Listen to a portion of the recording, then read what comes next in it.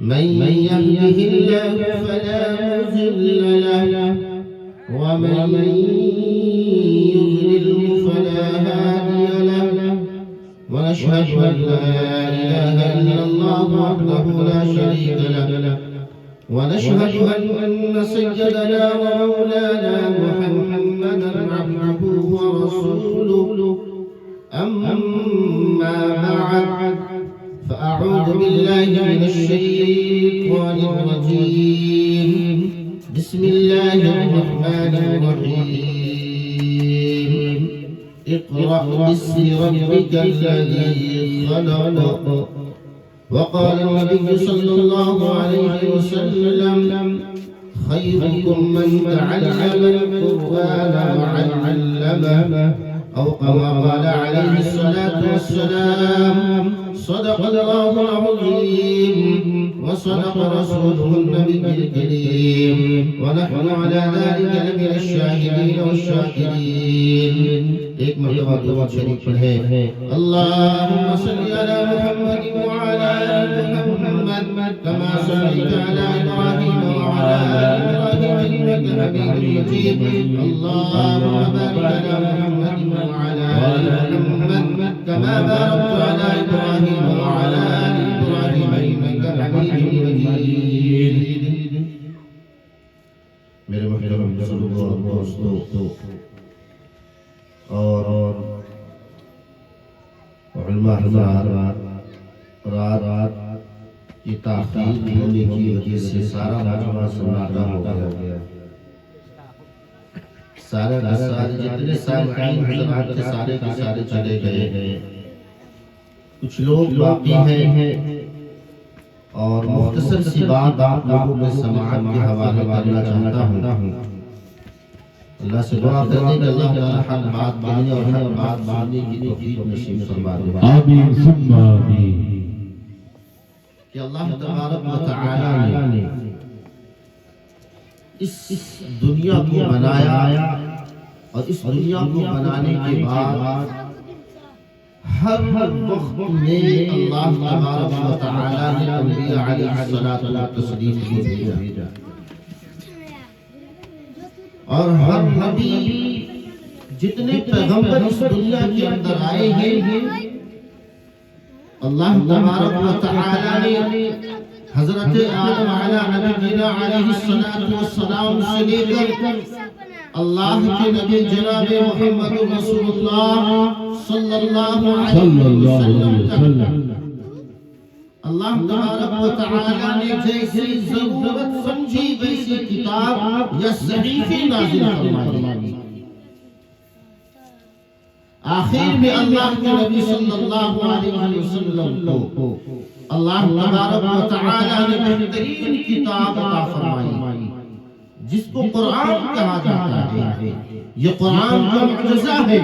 اور اللہ تبارک و تعالی نے اس کی حفاظت کی ذمہ داری خود لی ہے. تو میں آپ لوگوں کے سامنے یہ چھوٹے چھوٹے بچے جو تقریر کی ہے، یہ چھوٹے چھوٹے بچے جو آپ کے سامنے نعت شریف پڑھی ہے، میں آپ لوگوں سے یہ بات کہنا چاہتا ہوں کہ آج جو انسان اس قرآن سے محبت کر لیا اللہ اس شخص سے محبت کر لیتا ہے. جو انسان حافظ بن جاتا ہے اس کی ماں، اس کا باپ، اس کا بھائی، اس کے محلے کے لوگ اسے اس کے نام سے نہیں پکارا کرتے ہیں. گویا کہ قرآن کی محبت کی وجہ سے اس آدمی کو، اس چھوٹے سے بچے کو حافظ کہہ کر کے اگر عالم بن جاتے ہیں تو مولانا کہہ کر کے پکارا جاتا ہے. میں آپ لوگوں سے یہ بات کہہ رہا ہوں کہ اگر انسان اس بات کو سمجھ لے کہ قرآن سے جو دوستی کر رہا ہے اللہ اس کے مقام کو کتنا بلند فرما رہا ہے، تو میں آپ لوگوں سے یہ بات کہہ رہا ہوں کہ ہم کو چاہیے کہ جتنا ہو سکتا ہے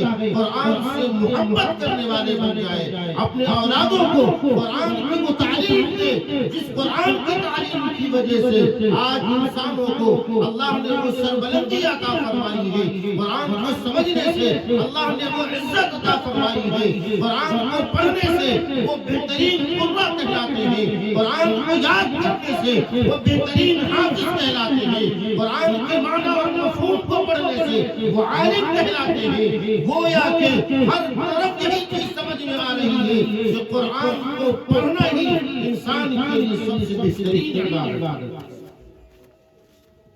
اب مسئلہ یہ ہے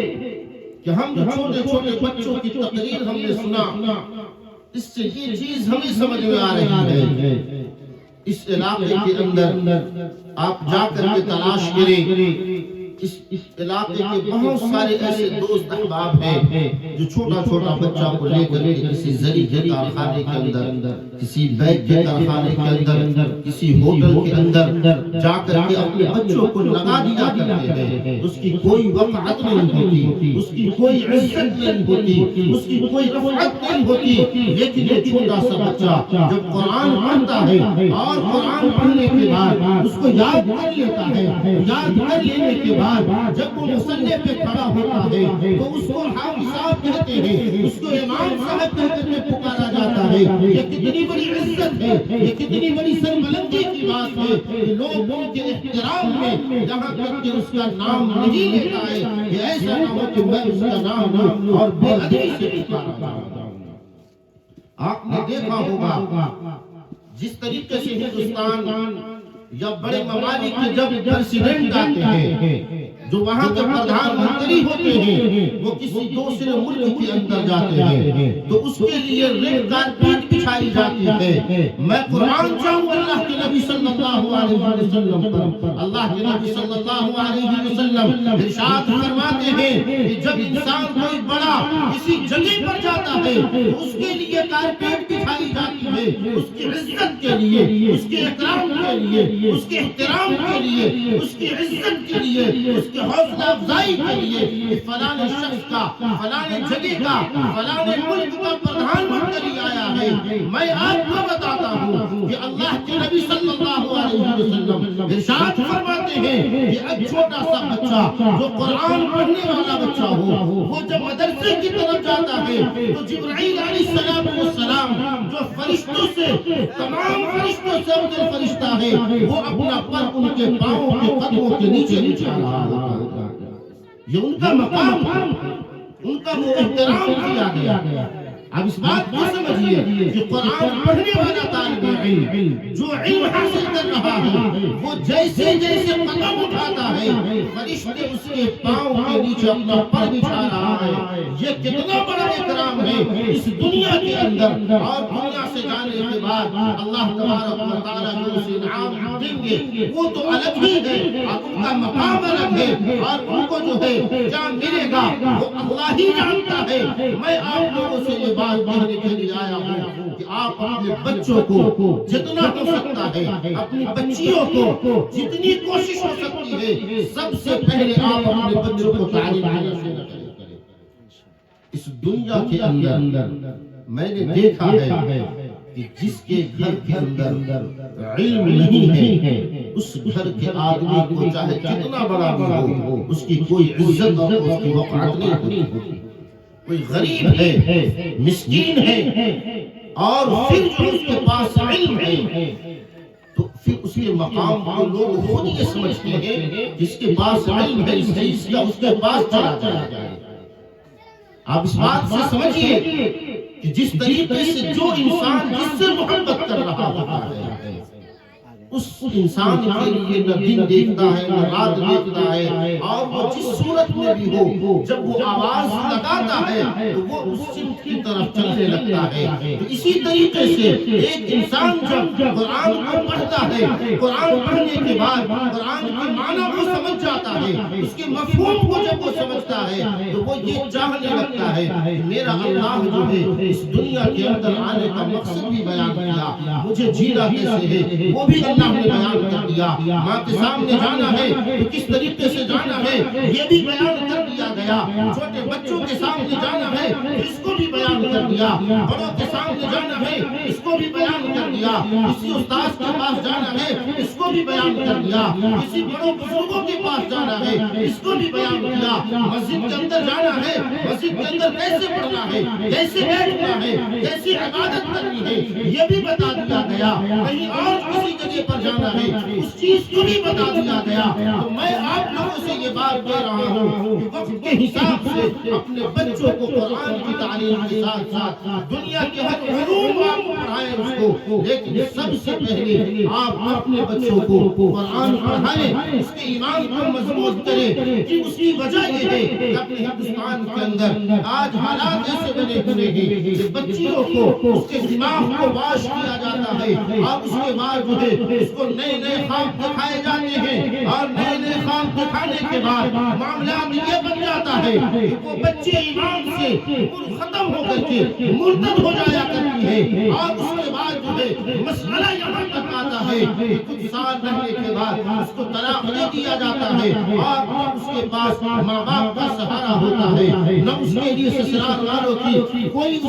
کا سپورٹ ہوتا ہے۔ اس کے بعد وہ آخر کیا راستہ انتخاب کرتی ہے؟ یہ راستہ انتخاب کرتی ہے کہ وہ اپنے آپ کو جو ہے موت کو مقدر سمجھ کر موت کے حوالے کر دیا کرتی ہے۔ میں آپ لوگوں سے یہ بات کہنا چاہتا ہوں کہ اگر اس بچی کے پاس قرآن کی تعلیم ہوگی، وہ بچی جو ہے قرآن کو پڑھا ہوگا، وہ بچی جو ہے اللہ کے نبی صلی اللہ علیہ وسلم کے فرمان کو پڑھا ہوگا، وہ اللہ کے نبی صلی اللہ علیہ وسلم کی بیٹی حضرت فاطمہ الزہرا رضی اللہ تعالی عنہا کی وصیت کو پڑھی ہوگی تو وہ یہ حرکت نہیں کر سکتی ہے۔ اللہ کے نبی صلی اللہ علیہ وسلم نے فرمایا جو عزت انسان کو خانہ کعبہ کی عزت نہیں ہے، اس سے بڑھ کر کے ایک مسلمان کی عزت اللہ کے نبی نے فرمایا۔ اب مسئلہ یہ ہے کہ جب اپنے بچوں کو جہاں پر وہ بچی تقریر کی ہے اس چیز سے ہم نے کیا سمجھا، اس کے ذہن کے اندر جو یہ بات یاد ہوئی ہے وہ اس وقت تک باقی رہے گا جب تک کہ اس کے ذہن کے اندر یہ بات رہے گی۔ اگر کوئی مسئلہ اس کی زندگی کے اندر آئے تو اس چیز سے وہ سمجھ سکتی ہے کہ فلانے جگہ پر فلانے مدرسے کے اندر ہم نے اس چیز کو پڑھا تھا اور اس چیز کے اندر ہمارے استاذوں نے اس چیز سے منع کیا تھا، اور ہم نے بھی جو ہے اس چیز کو بعد میں بیان کے جلسے کے اندر یہ بات کہی تھی، تو وہ ہو سکتا ہے اس کے ذہن کے اندر آ جائے اور وہ ان ساری خرافات چیزوں سے وہ اپنے آپ کو بچائے۔ اللہ کے نبی صلی اللہ علیہ وسلم کی حدیث میں نے پڑھا آپ لوگوں کے سامنے، یہ فضیلت بیان کرنے کے لیے کہ اللہ کے نبی نے فرمایا خیرکم من تعلم القرآن وعلمہ۔ آج ہم یہ دیکھ رہے ہیں کہ جس جگہ پر ہم جاتے ہیں وہاں کے جو وارڈ ممبر ہو یا ہو اس کی کیسی عزت کیا جاتا ہے، اور اس کے سامنے ایسا لگتا ہے کہ وہ اس کے لیے سب کچھ ہے، لیکن اللہ کے نبی نے فرمایا کہ اس زمین پر سب سے بہترین وہ شخص ہے جو قرآن کو سیکھتا ہے اور سکھاتا ہے، لیکن ہم اس کے مقام کو نہیں سمجھ پا رہے، ہم اس کے جو وہ لوگ وہ قربانی دے رہے ہیں ہم اس کو نہیں سمجھ پا رہے ہیں۔ ہم کو اس چیز کو سمجھنا ہوگا کہ یہ بڑی مشکل سے ایک بچے کے پاس بیٹھ کر کے کتنی مرتبہ اس کو رٹا کر کے یاد کراتے ہیں، اس کی محنت کو ہم کو سمجھنا چاہیے۔ اگر اس سے کوئی خطا ہو جائے اس کو نظر انداز کرنا چاہیے، اگر کوئی بات اگر آپ کو نہیں سمجھ میں آ رہی ہے تو اس کو بار بار پوچھنا چاہیے کہ یہ آخر مسئلہ کیا ہے، یہ پریشانی کیوں آ رہی ہے۔ میں آپ لوگوں سے یہ بات کہنے آیا ہوں کہ شمس الحق صاحب کے ہاتھ کو مضبوط کریں اور اس مدرسے کا جتنا ہو سکتا ہے آپ تعاون کریں، جتنا آپ اس مدرسے کا تعاون کریں گے یہ مدرسہ جو ہے اسی طریقے سے ترقی پر وہ بڑھتا چلا جائے گا، اور ایک وقت ایسا آئے گا صرف جو ہے رین شنکر ہی کے اندر نہیں، اس کا جو ہے پورے ہندوستان کے اندر جو ہے بچی آئے گی، پڑھے گی اور پڑھ کر کے اس جگہ سے فیضیاب ہو کر اپنے علاقے کے اندر جائے گی، پھر وہاں پر ان کا آپ کے گاؤں کا آپ کے سماج کا آپ کا تذکرہ کرے گی کہ فلانے جگہ پر فلانا مدرسہ ہے، ہم نے وہاں پہ پڑھا، وہاں کے لوگ بڑے اچھے ہیں، وہاں کے لوگ بڑے اخلاق مند ہیں، وہاں کے لوگ بڑے سلیقے مند ہیں، وہاں کے لوگوں سے بڑی اچھی جو ہے مدرسے کو تقویت ہے، مدرسے کو جو ہے اس سے بڑی مدد ملتی ہے، اور وہاں کے لوگ بھی جو ہے بڑے اچھے اخلاق والے ہیں، کوئی بھی مسئلہ درپیش آ جائے فوراً اس مسئلے کو حل کرنے کے لیے سب لوگ جمع ہو جاتے ہیں۔ میں آپ لوگوں سے یہ بات کہہ رہا ہوں کہ اپنے بچوں کو، اپنی بچیوں کو قرآن کی تعلیم دیں۔ اس کی وجہ یہی ہے کہ قرآن جب وہ سمجھ جائے گی، باپ کی عزت کرنا وہ سمجھ جائے گی، بیوی جب بنے گی تو اپنے شوہر کی وہ مقام کو سمجھے گی کہ میرے شوہر کا مقام کیا ہے۔ جب وہ بڑی ہوگی ماں باپ کی عزت کو وہ سمجھے گی۔ آج ہمارے معاشرے کے اندر ایسا مسئلہ چلا ہوا ہے کہ ہر ایک دوسرے عورت جو ہے، بچی جو ہے، اس کو اتنا علم نہیں ہے، وہ غیر محرموں سے بات کرنا شروع کر دیتی ہے اور ایسا واضح و حرکت کر دیتی ہے۔ اب وہ یہ بات نہیں سمجھ پاتی ہے کہ جس محلے میں میرا باپ نماز پڑھنے جاتا ہے، میرے باپ کا سر کا کیا ہوگا۔ وہ بچی یہ نہیں سمجھ پاتی ہے کہ میرا بھائی جس محلے میں رہتا ہے، اس بھائی کا سر کا کیا حال ہوگا،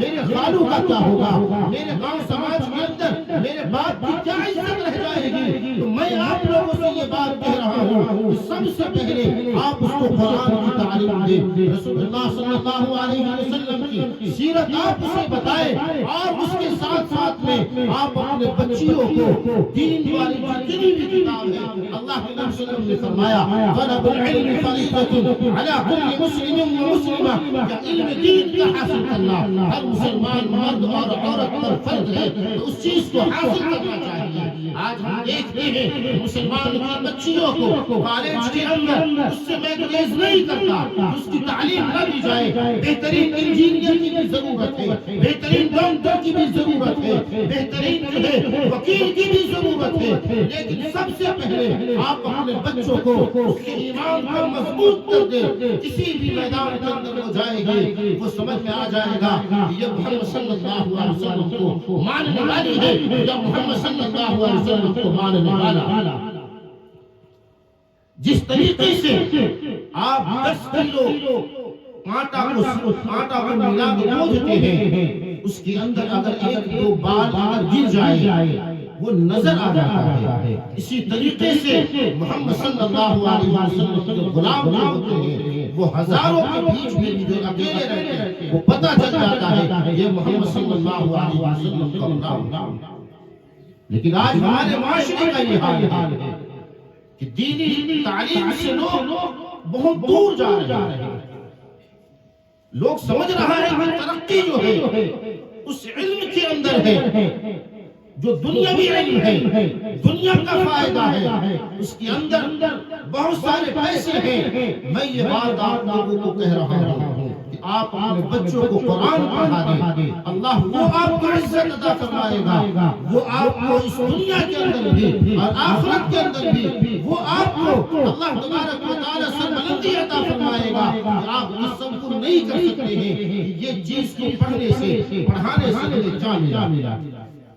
بات مختصر یہ ہے کہ ہم سب لوگوں کو چاہیے